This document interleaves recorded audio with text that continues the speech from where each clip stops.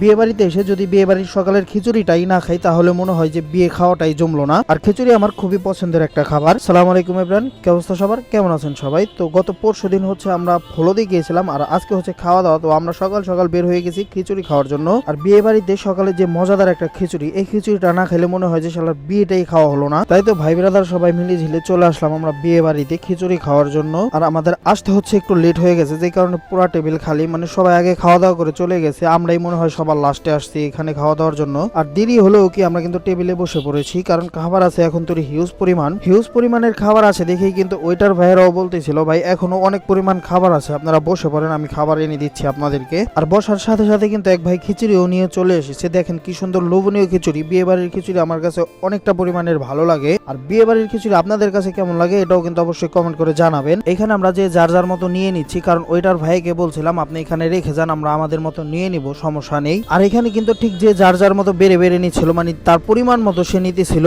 তবে বিয়ে বাড়ি বলে কথা, যে যার পরিমাণ মতোই নেক না কেন, লাস্টে কিন্তু ঠিকই এই খিচুড়ি ফালানো যাবে অনেকটা পরিমাণের। আর এই যে এখানে দেখেন আমি কিন্তু কয়েক পিস কলিজা পেয়েছি, কারণ হচ্ছে বিয়ে বাড়িতে কিন্তু কখনো মাংস ইউজ করা হয় না, কারণ হচ্ছে যে গরুর যে ফ্যাপসা কলিজা এগুলা থাকে, এগুলা দিয়েই হচ্ছে সকালের খিচুড়িটা রান্না করে। তবে ভাই এটার ভিতরে যদি সলিড মাংসটা ইউজ করতো, ভাবেন একটু কি পরিমাণ হইতো এই খিচুড়িটা, দেখেন জাস্ট। আর এখানে কিন্তু আমরা সকল ভাই ব্রাদার মিলে একসাথে বসে খাইতেছি, আমাদের একটু লেট হয়ে গেছে যদিও। তো দেখা হবে আবার দুপুরের খাবার দাবারের ভিডিও নিয়ে। সো গাইস আজকের ভিডিও এই পর্যন্তই, দেখা হচ্ছে নতুন কোনো ভিডিওতে। সবাই ভালো থাকবেন, সুস্থ থাকবেন, আল্লাহ হাফেজ।